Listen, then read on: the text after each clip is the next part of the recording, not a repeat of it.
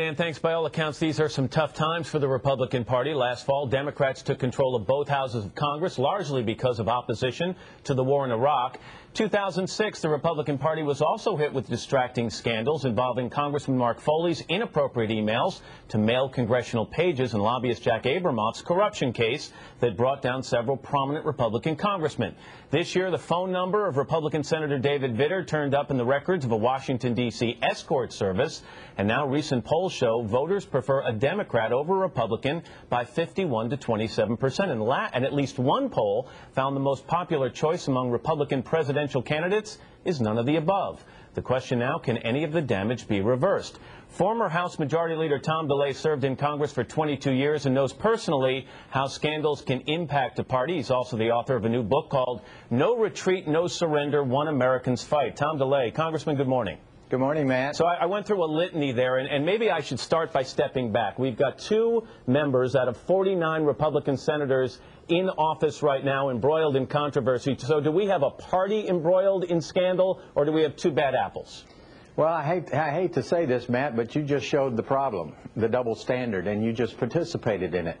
You listed a whole lot of scandals that involved the Republicans, but you didn't mention one Democrat. But you didn't hear me. I also just said, do we only have two bad apples, or is there a case of an entire party embroiled in scandal? I think in your premise, if you'd listed all the Democrats that are having problems right now, it'd been different.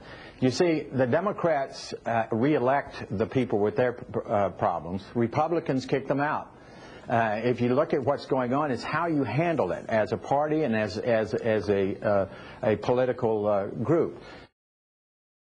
The double standard in the media is amazing. The feeding frenzy, the sharks in the water that's going on right now because of a Republican. Where is the frenzy on Alan Moynihan from West Virginia, or William Jefferson from Louisiana? Well, I think you mentioned William Jefferson. There was an awful lot of coverage of William Jefferson when that story broke, Congressman. Yeah, for just a couple of days, and then we went on. In the case of a Republican, and believe me, I've experienced this, it's day in and day out. In the media, they write this story over and over and over again. We all know the double standard in the media.